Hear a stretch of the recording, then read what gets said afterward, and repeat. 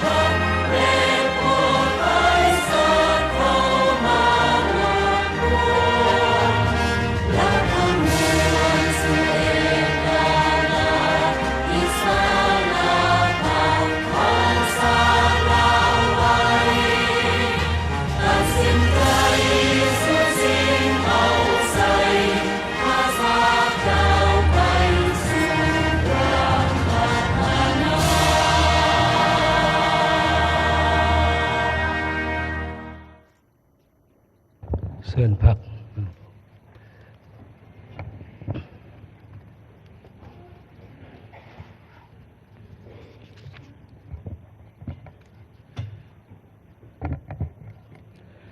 ขอเฮียนพระธานทองรุ่นศรีสุฤทธิ์เลขาธิการใหญ่คณะบริหารงานศูนย์กลางพรรคประชาชนปฏิวัติลาวประธานประเทศแห่งสาธารณรัฐประชาธิปไตยประชาชนลาวที่เคารพนับถืออย่างสูงบรรทานผู้นำขันสูงอดีตก็นำขันสูงของพรรคในรัฐที่นับถือบรรทานสมาชิกสภาแห่งชาติแขกที่มีเกียรติเทียบถือหักแพงทั้งหลายปฏิบัติตามกฎหมายว่าด้วยสภาแห่งชาติมาตรา59เกี่ยวกับกองประชุมสมัยสามัญประจำปีของสภาแห่งชาติมื้อนี้กองประชุมสมัยสามัญที่4ของสภาแห่งชาติชุดที่9ได้ไขขึ้นอย่างเป็นทางการในท่ามกลางบรรยากาศที่ทั่วพรรคทั่วรัฐทั่วกำลังประกอบอาวุธและทั่วปวงชนลาวทั้งชาติพ่วมสุมใส่จะตั้งพันขยายมติกองประชุมใหญ่ครั้งที่11ของพรรคมติกองประชุมครบคณะครั้งที่4และ5ของคณะบริหารงานศูนย์กลางพรรคสมัยที่9ก็คือแผนพัฒนาเศรษฐกิจสังคมแห่งชาติครั้งที่9โดยเฉพาะ2วาระแห่งชาติผู้ดำเนินการจัดตั้งปฏิบัติอย่างเป็นขบวนการฟดฟื้นแข็งแรงและเป็นรูปธรรมหลายขึ้นในโอกาสที่มีความหมายสำคัญนี้กองประชุมพวกมีความภาคภูมิใจและมีความปิติยินดีเป็นอย่างยิ่งที่ได้ต้อนรับพระประธานทองรุ่นศรีสุฤทธิ์เลขาธิการใหญ่คณะบริหารงานศูนย์กลางพรรคประธานประเทศแห่งสาธารณรัฐประชาธิปไตยประชาชนลาวได้เกียรติเข้าร่วมกองประชุมที่มีความหมายสำคัญครั้งนี้ขอแสดงความขับนับชมเชยอย่างสุดอกสุดใจ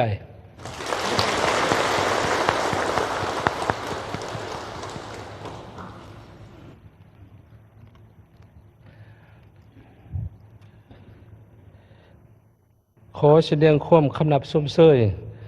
บรรทานผู้นำขันสูงของพรรคหลักบรรทานอดีตก็นำขันสูงของพรรคหลักบรรทานสมาชิกรัฐบาลผู้ตั้งหน้าองค์การจัดตั้งพรรคหลักในเล่าสั่งศาสตร์สหพันธ์นรุปเก่าแห่งศาสตร์ลาว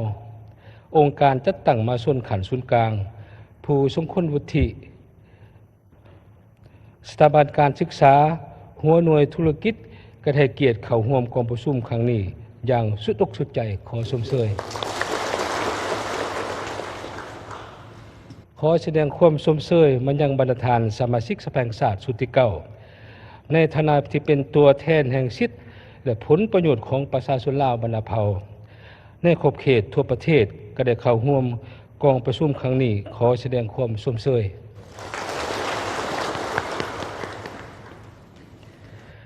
บรรทานเทียบถือดากแพงการเคลื่อนไหวปฏิบัติพลาบทบาทสิทธิหน้าที่ของสภาแห่งชาติระยะ แต่ปี 2022 แม้นอยู่ในสภาพของภาคพื้นและสากลที่มีการผันแปรไปอย่างสลับซับซ้อนเข้งห้อนและมีความหล่อแหลมหลายด้าน โดยเฉพาะอย่างยิ่งมีผลกระทบต่อการแก้ไขปัญหาความยุ่งยาก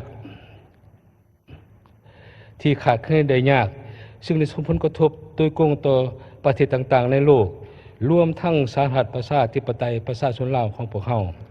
โดยเฉพาะอย่างยิ่งมีผลกระทบต่อการแก้ไขความยากทางด้านเศรษฐกิจการเงินภายในประเทศของพวกเราที่สะสมมาเป็นเวลาหลายปีการคุ้มครองรัฐต่อเศรษฐกิจสังคมพบหลายสิ่งท้าทายใหม่เป็นต้นอัตราแลกเปลี่ยนเน่งติ่งแห้งราคาน้ำมันเสือไฟและสินค้าเพิ่มสูงขึ้นชีวิตการเป็นอยู่ของประชาชนมีความฝืดเคืองแต่ดูความอาศัยนำผ้าสีนำของคณะบริหารงานศูนย์กลางภาคการประสานสมทบการปรึกษาหารือร่วมกันอย่างใกล้ชิดระหว่างสภาแห่งชาติและรัฐบาลความเข้าใจและเป็นเอกภาพนำผักไกรัฐของพนักงานรัฐกรทหารตำรวจก็คือประชาชนลาวบรรดาเผ่าเฮ็ดให้ความยุ่งยากทางด้านเศรษฐกิจการเงินของพวกเราทำการแก้ไขให้เบาบางลงเป็นก้าวๆการจัดตั้งปฏิบัติแผนพัฒนาเศรษฐกิจสังคมประจำปีมีขาดหมายจำนวนหนึ่งบรรลุได้ตามแผนการและลื่นขาดหมายการจัดตั้งปฏิบัติแผนงบประมาณแห่งรัฐมุดปีสามารถบรรลุได้เกินแผนกำหนดจำนวนหนึ่งเฮ็ดให้ประเทศชาติสืบต่อมีเสถียรภาพทางด้านการเมืองสังคมมีความสงบโดยพื้นฐานสามารถประคับประคองเศรษฐกิจบ่ให้ตกในสภาพยุ่งยากกว่านี้และรับประกันให้สืบต่อมีการขยายตัวแนวทางการต่างประเทศของพรรคและการจัดตั้งพรรคขยันอย่างลึกซึ้งและกว้างขวางซึ่งเฮ็ดให้บทบาทอิทธิพลของประเทศเฮาทำการยกสูงอย่างต่อเนื่องในวิธีภาคพื้นและสากลบรรดาผู้นำภาครัฐสมาชิกสภาแห่งชาติแขกที่นับถือหลักแพงปฏิบัติตามรัฐธรรมนูญและกฎหมายบริสภาแห่งชาติกองประชุมสมัยสามัญเทอร์ที่ 4ของสภาแห่งชาติสุดเก่าครั้งนี้จะได้พิจารณาห้องอบรรดาเนื้อในสำคัญดังนี้ 1. บทรายงานการเคลื่อนไหวที่พ้นเด่นประจำปีและทิศทางแผนการปี 2023 ของรัฐบาล 2. บทรายงานของรัฐบาลเกี่ยวกับการจัดตั้งปฏิบัติแผนพัฒนาเศรษฐกิจสังคมแห่งชาติประจำปี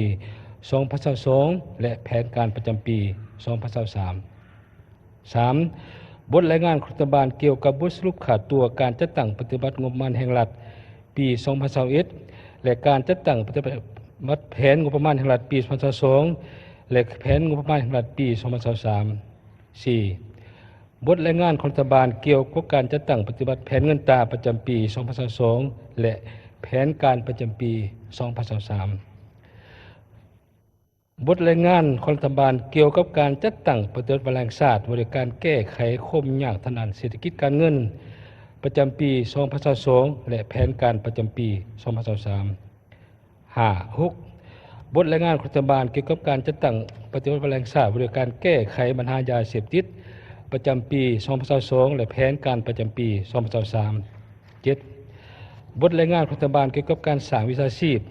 พัฒนาฝีมือแรงงานและวิเหตุงานทำให้แก่ประชาชนเพื่อแก้ไขปัญหาว่างงาน 8. บทรายงานโครงการกวดสอบแห่งรัฐเกี่ยวกับการจัดตั้งปฏิบัติงานประจำปี 2022 และแผนการเคลื่อนไหวประจำปี 2023 บทรายงานผลการกวดสอบบทสรุปขาดตัวการจัดตั้งปฏิบัติแผนงบประมาณแห่งรัฐประจำปี 2021 9. บทรายงานโครงการกวดการแห่งรัฐเกี่ยวกับการจัดตั้งปฏิบัติงานประจำปี 2022 และแผนการเคลื่อนไหวประจำปี 2023 และบทรายงานผลการกวดการตามผลการกวดสอบในปี 2020 10. บทรายงานของศาลประชาชนสูงสุดเกี่ยวกับการจัดตั้งปฏิบัติงานประจำปี 2022 และแผนการเคลื่อนไหวงานประจำปี 2023 11. บทรายงานการกวดโครงการอัยการประชาชนสูงสุดเกี่ยวกับการจัดตั้งปฏิบัติงานประจำปี 2022 และแผนการเคลื่อนไหวประจำปี 2023 12. พิจารณาเอาการสร้างปรับปรุงกฎหมายจำนวน 12 ฉบับในนี้กฎหมายสร้างใหม่3ฉบับมีคือดังนี้ 1. กฎหมายว่าด้วยหนังสือผ่านแดน 2. ห่างกฎหมายว่าด้วยการทางน้ำห่างกฎหมายว่าด้วยหอพิพิธภัณฑ์และกฎหมายปรับปรุงจำนวน9ฉบับมีดังนี้กฎหมายว่าด้วยทนายความกฎหมายว่าด้วยทะเบียนศาลกฎหมายว่าด้วยการหาและควบคุมพยานติดต่อกฎหมายว่าด้วยวิสาหกิจกฎหมายว่าด้วยวิทยาศาสตร์และเทคโนโลยีกฎหมายว่าด้วยองค์การอัยการทหารกฎหมายว่าด้วยธุรกรรมทางอิเล็กทรอนิกส์กฎหมายว่าด้วยการกวดสอบแห่งรัฐและกฎหมายว่าด้วยการกวดการรัฐบทรายงานของคณะประจำสภาแห่งชาติเกี่ยวกับการจัดตั้งปฏิบัติแผนการเคลื่อนไหวเวียกงานประจำปี 2022 และแผนการเคลื่อนไหวประจำปี 2023 และผลการติดตามกวดกาของสภาแห่งชาติเกี่ยวกับการจัดตั้งปฏิบัติวาระแห่งชาติและสุดท้ายเป็นบทรายงานของคณะประจำสภาแห่งชาติเกี่ยวกับการปรับปรุงแผนการสร้างและปรับปรุงกฎหมายของสภาแห่งชาติสุดที่9แต่ปี 2023 หา 2025 นอกนั้นจะได้ฟังการชี้แจงของภาคส่วนเกี่ยวข้องจำนวนหนึ่งต่อคำสักถามของบรรดาสมาชิกสภาแห่งชาติบรรดาทานเทียบถือหลักแพงเพื่อพิจารณามองเอาปัญหาสำคัญพื้นฐานของประเทศชาติที่มีจำนวนหลายคือดังกล่าวนี้ให้มีคุณภาพมีประสิทธิผลและบรรลุผลตามแผนการที่วางไว้ในนามประธานกองประชุมข้าพเจ้าค่อยห้องมาอย่างทุกภาคส่วนเกี่ยวข้องจงสืบต่อการร่วมมือและสนองข้อมูลต่อบรรดาเนื้อใน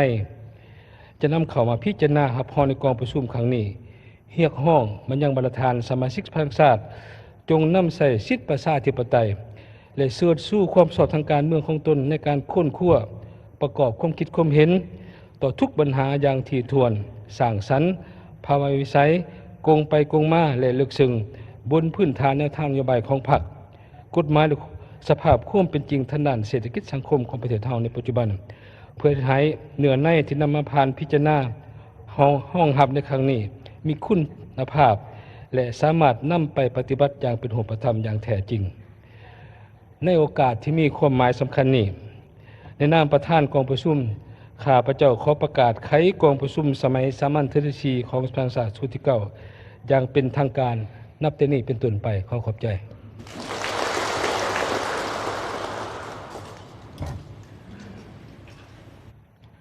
ขอบใจทุกท่านที่รับชมท่านสามารถติดตามข้อมูลข่าวสารและสาระน่ารู้ต่างๆของพวกเรา